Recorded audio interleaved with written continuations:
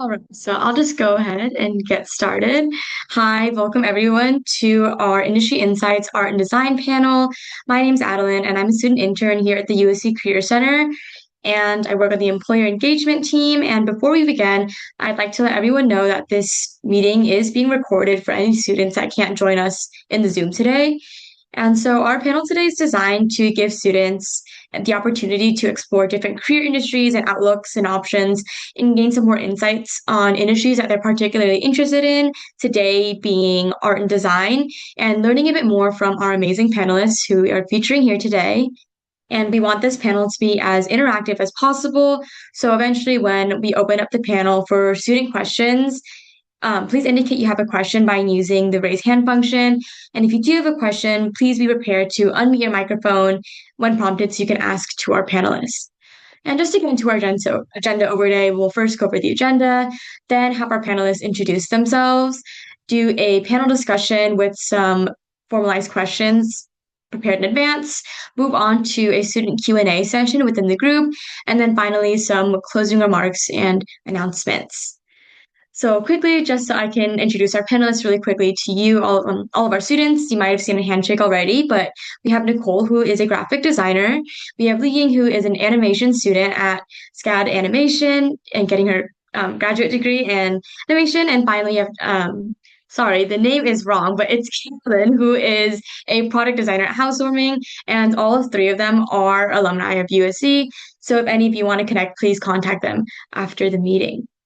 And so, if all of our panelists wouldn't mind introducing themselves and talking a little bit more about their careers, if we can start with Nicole and then move on in order. And sorry about the wrong Canva, Carolyn.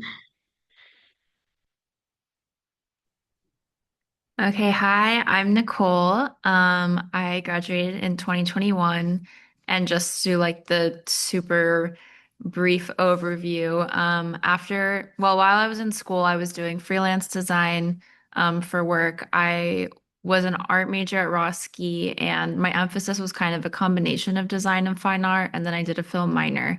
So during school, I was doing freelance work with um, a few different like agencies, and then I did like summer internships and stuff and like a very wide range of things.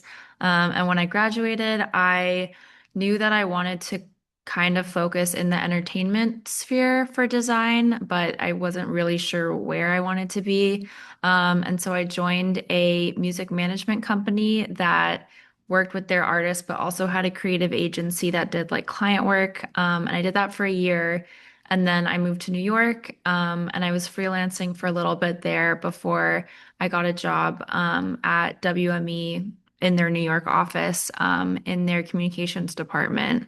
And so I did that for like a year and a half and realized that even though it was like super cool and I learned a lot, it was not totally for me. So almost a year ago, like last May, I left that job and started freelancing full time. And now for the past, I guess like nine-ish, 10 months, I've been freelancing and then working on some of my own projects. And I also recently started teaching art to kids, which I didn't really expect, but honestly has been great for creativity. And yeah, so now I'm freelancing and I finished up some contract work recently, which I can talk about later. But yeah, that's kind of the overview.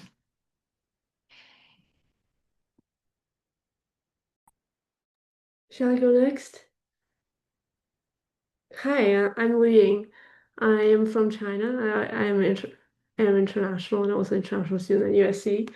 Um, I was an also a Roski Art BA major, and my focus was mainly illustration and concept art for animation and games. I always wanted to go into animation. Fun fact, I got rejected by USC Animation, and I ended up at Roski. My career history, after I graduated, did a year of freelance in Los Angeles, mostly doing freelance illustration and background art for animation. My longest gig was painting background art for 2D animation.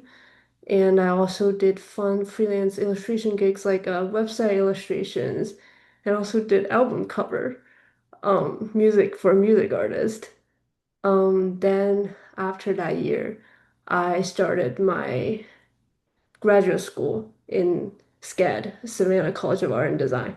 So I'm in Georgia now.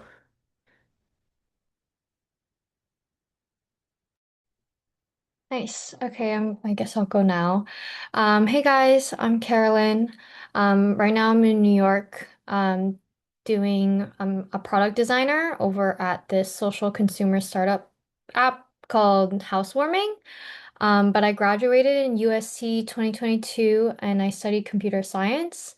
But I was always doing design on the side. I did graphic design for like a lot of student orgs. I was doing web design.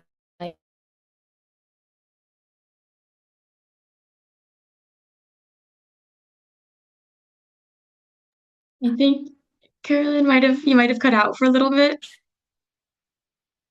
if she's here.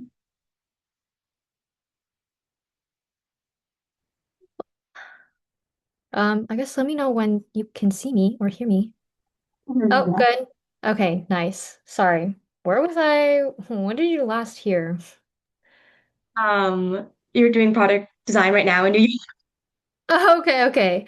Um, so okay, wait, hold on. Okay, yeah.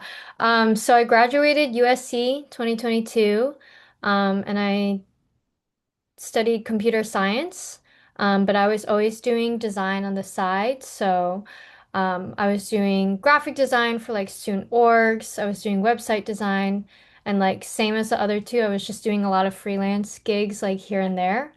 And then up until junior year, senior year, I was like, oh, I really don't like coding and I love design. Like, what should I do? How do I get into that? Because I really enjoyed the engineering skills of CS. And that's kind of how I found product design.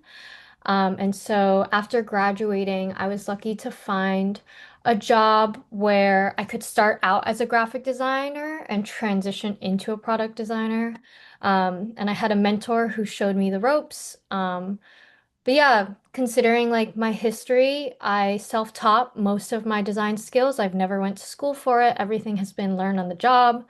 And so I just got experience through different industries, different types of design, different kinds of startups along the way. But yeah, that's kind of how I got to where I am today. And I basically, as like a product designer, the only one on my at my company, I basically like own the design system. So that's just what I do now. But yeah. So now that we're a little bit more familiar with our panelists and their career histories, we'll get into more specific questions. And so for these questions, they are a little bit more targeted, but if anyone else has any input or can share some personal experience, feel free to jump in after as well. So this first question is for Nicole, and I wanted to ask, how do you determine success in your various roles and designs and other projects that you've done in the past? And how can students translate their successful projects into their portfolios to really stand out while they're still in school? Okay, yeah, I'll start with the first part of the question. Um, I think for me personally, like in terms of fulfillment of the work, success is if I come out of a project with something that I'm like really happy with and proud of.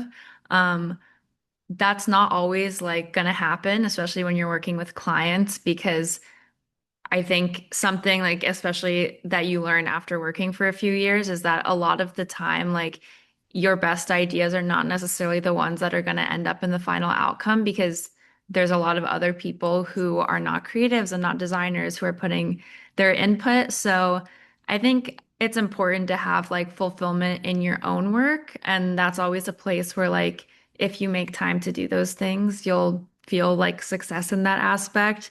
And then I got really good advice from an older USC alum who said that, like, with client work and stuff, like, sometimes it feels like a failure personally as like a creative because you're like, this is not the best thing I could have made. But if you learn something in that process that while you're working and you can like take it and apply it to your own things or future projects, then that can be a success, which I thought was kind of nice. And then the other thing, which I think you like can't ignore, especially in creative careers, is like success can partially be determined by being able to make like a stable income. Um, and so I think for me, especially coming from like a combination of art and design background, like if you put too much success kind of credit into specific like roles or places, it'll feel more like checking a box, which I feel like ends up feeling unsatisfactory. But at least for me, I've been just trying to figure out like how I can have like a stable income that also gives me like time and energy to work on my own projects. And it takes time to figure that out, but it feels like a success when you're able to do both of those things. Um, and then for portfolio projects, I mean, I think that people give very different advice on what to showcase in your portfolio and how to showcase it.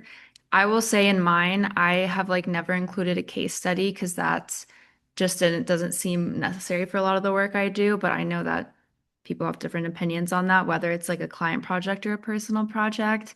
But I do think that you want your portfolio like if somebody opens up the page and doesn't click on individual things and just as a quick view of like what are the different like visuals and projects we have here, that you feel like it represents the type of work you do, like whether it's your style or the type of like sphere of work you do, or just like the quality of the work you're doing. So yeah, I wouldn't worry too much about like if you don't have that many client projects yet because you're still in school.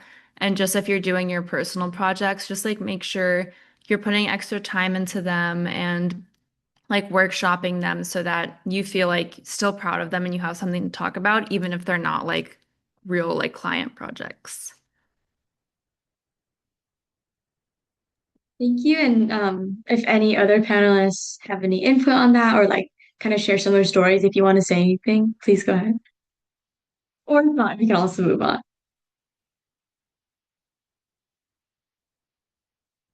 Go to our next question then. And this one is for Eileen specifically. And um, so this one is, you mentioned it a little bit earlier about how you always kind of knew you wanted to do animation, but it was just like things of it in terms of USC where you started going into art first instead. But this question is about how you determined going to graduate school and specifically getting a degree in animation was right for you. And for a piece of advice or any advice you give to your undergraduate self, still trying to figure out what you wanted to do after your undergraduate degree. All right. How did I determine going to graduate school was right for you?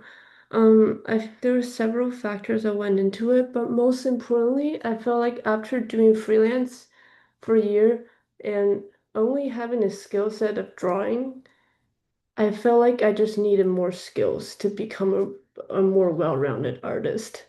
And so I felt back then, I just felt like I needed to learn more. So I actually while I was doing freelance, I took half of my daytime learning different skills just to see, because my undergrad was more in fine arts, so I wanted to be closer to animation. And for animation, there are a lot of routes that you can go. So I remember I taught myself 3D art.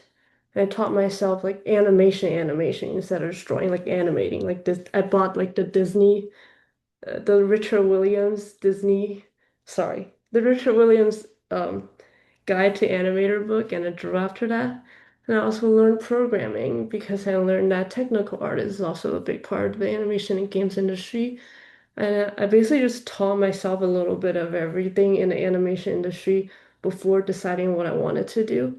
And then I feel like I found, I feel like I'm comfortable enough to start a new degree. And so I applied for graduate school and I got in. And now my focus is 3D modeling. So I mostly do 3D modeling for games and animation. Um, and there was also another realistic factor I went into it because I was international and freelance was just not a stable option for me. My OPT literally ended that year and I couldn't keep doing freelance um, unless like because I need a stable job to have work visa and freelance just wouldn't give me a visa. What is a piece of advice that you would give about figuring out what to do after graduation? I thought about this for a long time yesterday, and I think an advice I would give myself is don't always assume everybody around you is better than you, and thus discouraging yourself from learning things you want to learn. So I have a very specific example about this. Because I did all drawing in undergrad at USC, and I wanted to try 3D. So I actually took a Maya class, like mo the modeling software Maya class at USC Animation. And the first class, because I went in not knowing anything about 3D, I went in the classroom and there was this graduate school girl sitting in front of me. She just modeled a whole snowman without the professor even starting to teach. I was like, oh no, everybody's better than me. And I literally dropped the class and never picked up 3D again throughout my undergrad. And I really regret that till this day because I picked up Maya after I came to SCAD and I learned it in like a quarter, which is 2 months. It's not that hard. So like, yeah, just don't tell yourself you can't do it just because others are better than you. Because everybody starts at a different place and you never know what they did before they came here. Well, thank you for that piece of advice. That was like really hard that, it's really true. Everyone does start at a different place. And it's really important that you build your own skill set first, I think, before comparing yourself to others. And then, so we have one more question, one more formal question, and this one's for Carolyn. And again, if anyone wants to contribute, that's fine as well. But this question is more about your background in computer science. And so, coming from that CS degree at USC, how do you balance both technical skills and design in your work? And what are some non-negotiable skills you would recommend to students who want to get into product design? Yeah, so balancing technical skills with design, specifically my work, is just getting a better understanding of constraints and prioritization. Because designers, I feel like there's a stereotype that designers are very big perfectionists and love to craft something towards perfection and putting in a lot of time to do that. Um, but unfortunately, in the real world, usually it takes a long time to get things to that quote unquote perfection. And so you really have to work with engineers on like prioritizing what features get implemented, how realistic is this? What's like the trade-off that's actually worth the effort of putting the time to do that. So I feel like understanding, like if even if you don't know anything about coding or tech, like I feel like simply just asking questions about someone who is in tech, like, oh, how did you do this? Or like, what's the way that it's getting implemented? And I feel like it helps you learn how to collaborate with them better. But for non-negotiable skills for product design, I think being able to be very clear about what is the reasoning behind your design. So even if you were a super talented designer, usually other designers can see that, but people who don't know design, don't have an eye for things, if you can't communicate your decisions to them, you're not, they don't see you as a talented designer. And so being able to communicate the why, because like to us design, like, it's very seamless on the outside, but there's a lot of thinking behind it. And so if you can't communicate that, it just like is really hard to advocate for whatever features you want or advocate for certain projects. And also specifically if you're getting into tech and doing product design, unfortunately, learning how to use AI is really, really important. The reason is because designers are usually on the beginning side of a product of designing it, the UX of it all, and then you pass it off it to an engineer to code it up, execute it to the spec. But with AI, because you are the visionary, you know how you want it to animate, you know how you want it to look, you know how it should be interacted with. If you are very clear about what it is that you want the design to do, you can do the whole execution part yourself. And just for the job market, like it's very hard to get a job with just product designers. There's a lot of us out there. So If you know even just a little bit of engineering, or you're like fib a little and they're like, oh, I'm rusty, but I know some, you can get there with AI and you can definitely get a job if you know some technical skills in that aspect. But yeah, definitely learning how to communicate clearly um, is really, really important. Great, thanks for that and sharing your advice on that part. And now we'll move into the student Q&A. So if any students here have any questions and want to ask, whether it's for the group or it's directed towards a single one of our panelists, please raise your hand, maybe turn on your mic and your camera. Or if you can't do that, please drop it in chat and we'll sort through those as well.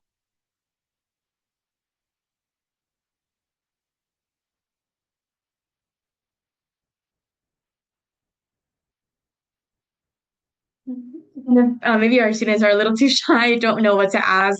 I did prepare some questions just for you guys to talk a little bit more in advance. So, since you all come from a bit different backgrounds, maybe not in your what you studied at USC, but in your career history and the types of projects you've worked on, what does a typical project or design workflow look like for you? And if all you can maybe speak on this, since it just provides such a variety of backgrounds.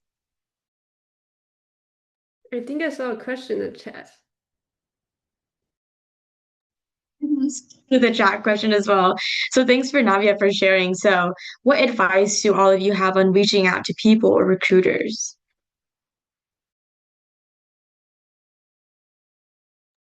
I can talk about that first. Um, I feel like I was separate people and recruiters.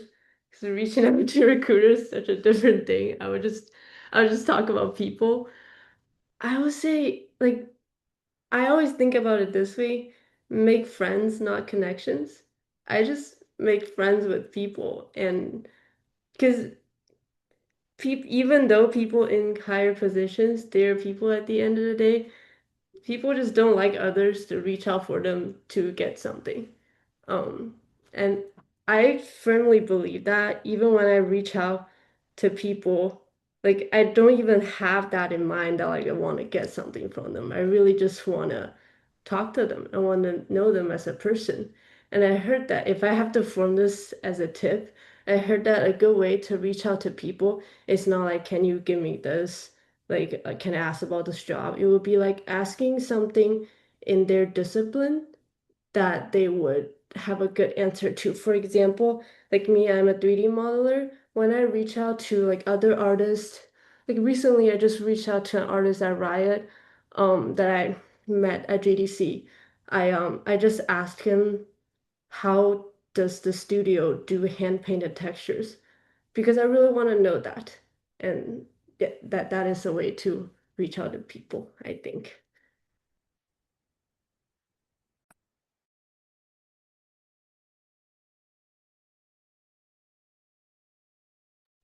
I can also answer that a little bit. This is not necessarily for recruiters, but at least, especially in the realm of like freelance design, definitely don't be afraid to like reach out to people, regardless, people or companies, regardless of how big or small they are. I have done this before to just be like, hey, like I really love what you're doing or the type of work. And if you ever need like a graphic designer or a title designer, I'd love to work with you. And sometimes people won't answer or they'll say no, but sometimes they'll say yes. And sometimes they'll be like, oh my gosh, I love your work. And then you never know where that's going to go. So I think it's sometimes hard to get past that because if it's like a really big company, or like a large something with a larger presence, I would definitely recommend like finding like an actual email or some sort of way to contact with people. But honestly, like I would say like 80% of my work has come from Instagram in some form, whether it's me reaching out to people or other people DMing me or like people seeing the work that I did for someone else on Instagram. So it's that as like a tool is really great and it can feel very low stakes because I think I don't really use LinkedIn very much, but that's like a very different environment. Whereas I think a lot of creative, especially like independent brands and artists, operate a lot on Instagram. And if they're looking for people to do work, they will also be posting there. So internet friends can be really helpful in that world. So yeah.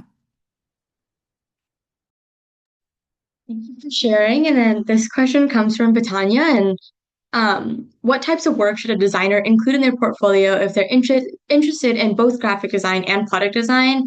And what specific skills to prioritize if she's interested in both and the best ways to showcase them?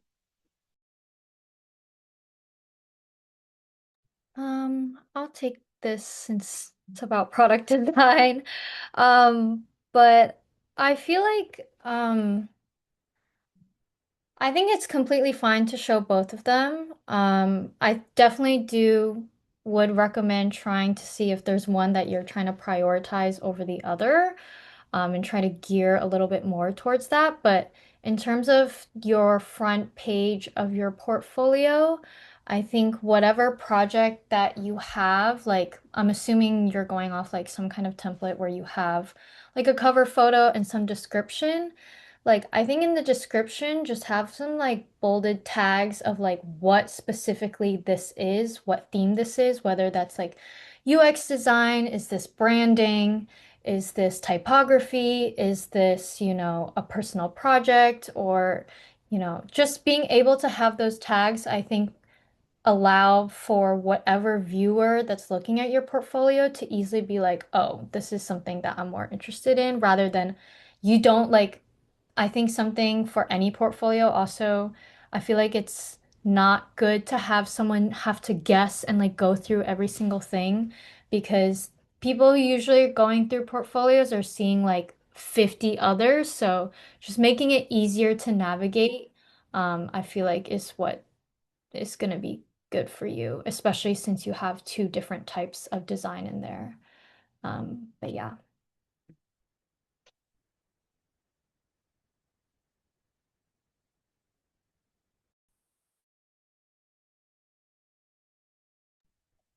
You're muted. About that. I was going to ask Nicole to speak a bit more on the graphic design side of things about what to include in her portfolio. Okay, yeah, I definitely can't speak to product design because that's not like an area that I really ever work in. I guess like some I think it's sometimes hard because especially when you're starting out, like I had worked at like a very wide range of places and I had like the types of graphic design work I had done was like not cohesive at all.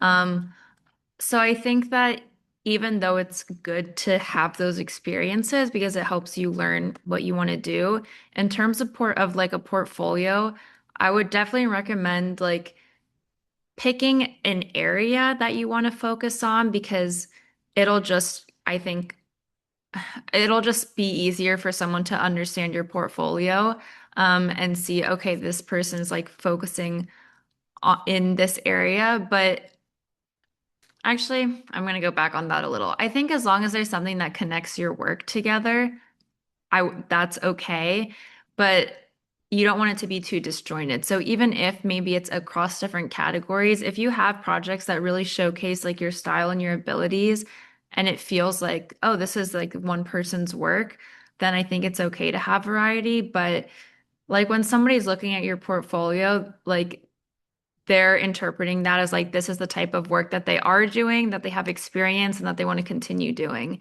So I would just make sure that whatever you have aligns with what you want to do. And if something that you worked on doesn't really align with what you want to keep doing, then I wouldn't include it because you might get asked to do that kind of work again and then realize like, okay, this isn't actually what I want to do. But because I'm showing it, people keep coming to me for this. So I hope hopefully that's helpful.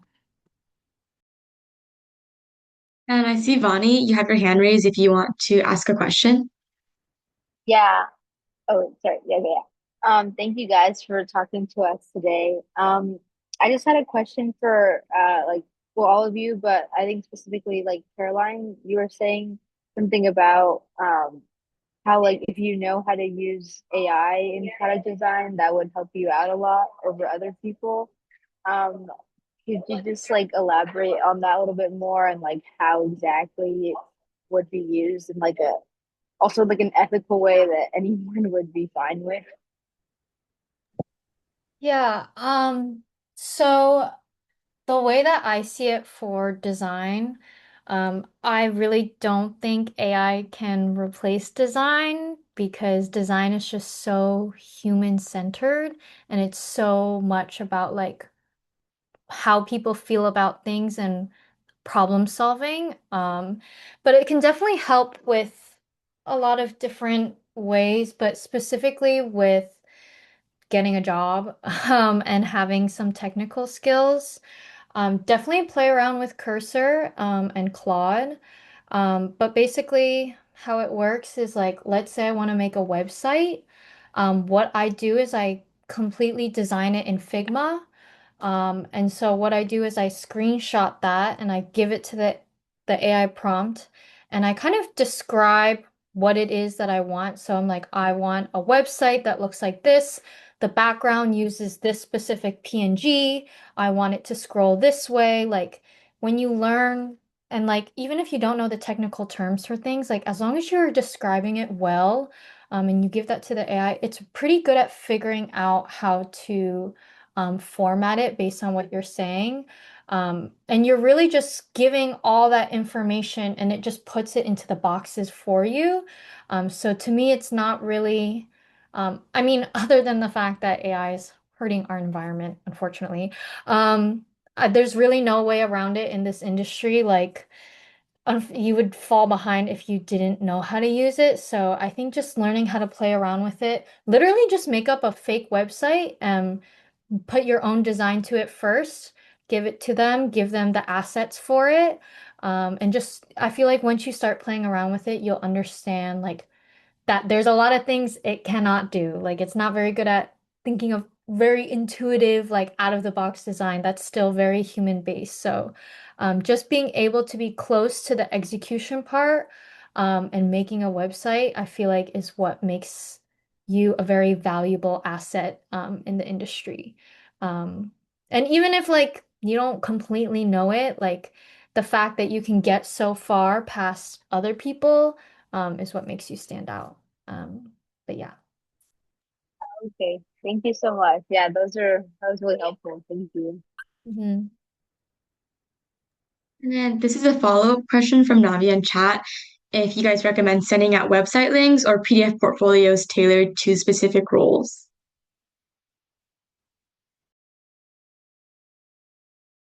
Depends on what you mean by sending out. I would, yeah, if you see like application link, yes, send everything out through those. I mean, like I got an advice that I got for like if you're talking about job hunting specifically is like j just apply because you never, even if sometimes you don't fit all of the requirements, you don't know what's changing on their end that you might fit. So just keep applying. It's kind of like sh shooting shots into the dark and one of them might hit. At least for me, there's only been one or two times that somebody asked for a PDF portfolio. Again, I think part of it's personal preference, and I've heard different things, but I almost always send out my website.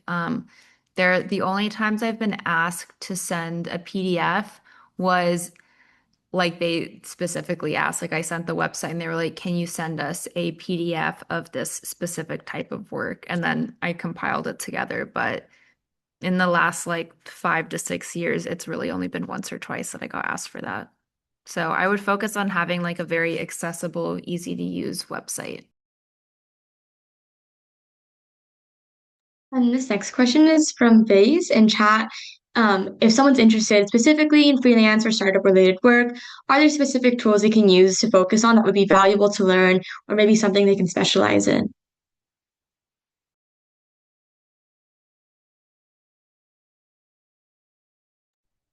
Um, at least for like startup work, or again, I don't really know what field that you're going into. But I think, like I said, like with the AI stuff, like I already said that stuff. But if you were to know any specific one software that is now industry standard is Figma. I feel like it's just like kind of pretty wide in product design. And also you can use it for presentations, you can use it, I sometimes use it for graphic design. So just learning how to use that.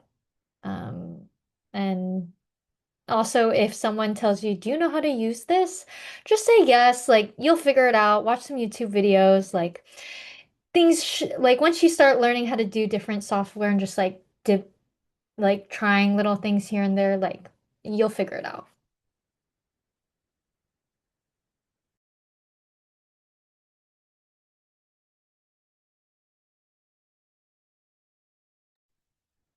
And then maybe we'll do like a few more questions before we end it. But coming, I guess, from my side, what since you all went to USC, did you have any specific helpful resources that you used during your time here? Friends, make friends.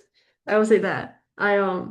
All of the freelance jobs I got within the year after graduations are from my friends at USC or alumni or friends of a friend.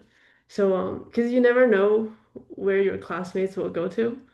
And even now, I'm still good friends with some of my USC friends, and they are in like big animation studios, so they would put me in contact with their colleagues, and I get my portfolio reviewed.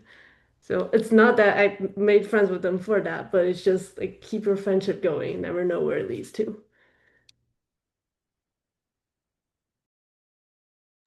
That's true. I got my job through USC alumni and like a friend of a friend of a friend. So you just yeah, just to second that.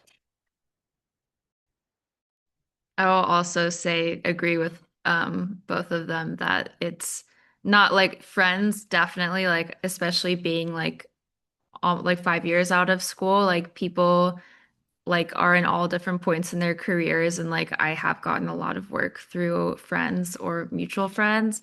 Um Also like I think for at least being in Roski, it is a very small school and so I think my class, when we started, we had like 80 and it went down by the time I graduated. So I think I didn't really realize how big the school was because I had that like small circle. But my first job out of school was not really like, I didn't really have any USC connection. But when I moved to New York, that the person who hired me had gone to USC and they had specifically been recruiting USC people.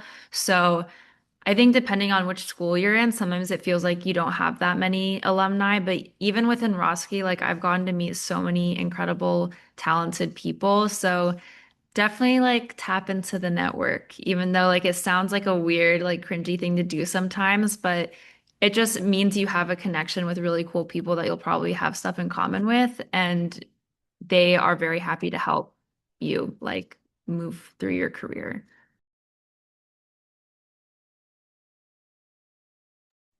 And I guess maybe if no one else has any questions before, if we were to wrap up, and I know you already said kind of one piece of advice, but if any of you have any one piece of advice as our students are kind of building their portfolios, getting ready to graduate, whether they want to do freelance, go corporate, or whatever they kind of want to do within the art and design industry, if you just have one piece of any general advice you would suggest to them now that you're all a few years out of USC, out of school.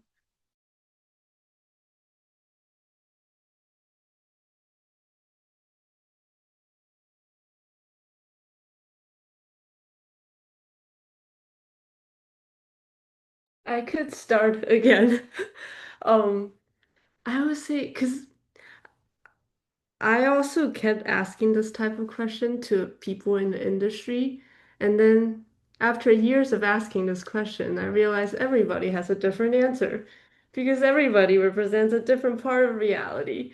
So I think it's good to talk to more people and you just like average it out to see what the world is like. But also I know this might sound useless to some of you, but at the end of the day, it really is yourself that decides what you want. I feel like I never regretted doing something, but I always regretted there are things I didn't do because of oh, this person said this, that person said that. I shouldn't do that, so I just didn't do it, if that makes sense.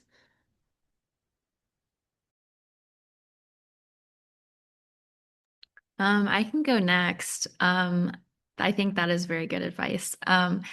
But also I think, I mean, I'm 5 years out of school, so that to me feels like forever. But also, like when I talk to other alumni, they're like, "Oh, you just graduated." I'm like, "Well, I don't really feel like that," but I guess it's all perspective. But I think like after I mean, graduating into the way that the world is and the job market and so many things is like inherently stressful and chaotic.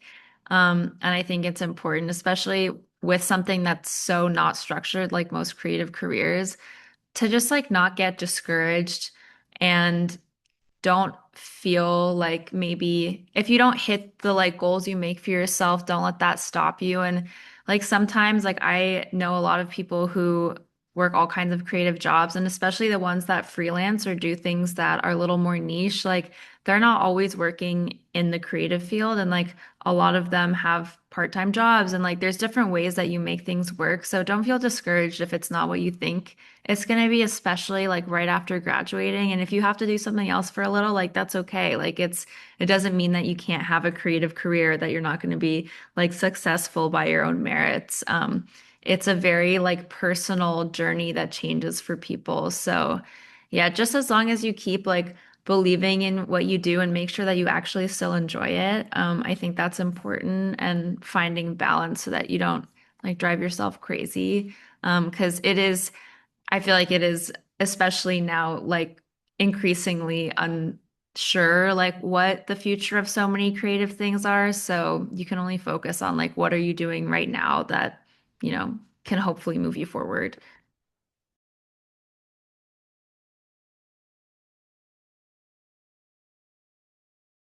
Do you have any piece of advice, Kimberlyn? I'm not gonna lie, I spaced out when you asked the question, so I don't remember what the question was exactly. Just advice post grad. Um, uh,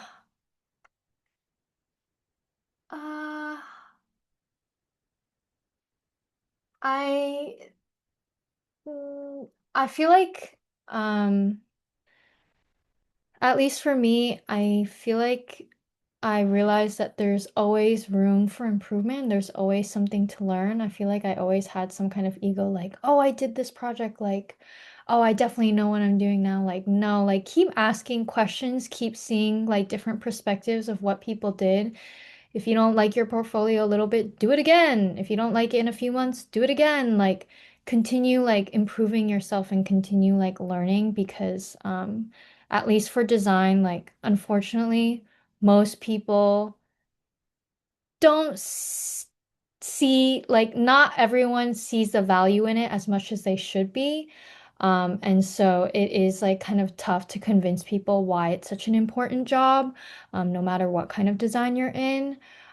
So just like I think just having an advantage of like learning different skills and learning to put on different hats and being able to be like, oh yeah, I can do that. Like, I feel like all in the end makes you like a better designer, especially when you, at least for me, like learning design from different types of disciplines like make you a better designer or like give you a certain perspective. And any designer is usually like in like at least two fields or like have done something different. So I feel like design pours into life in different ways, and so being able to practice it in different disciplines is important, I think.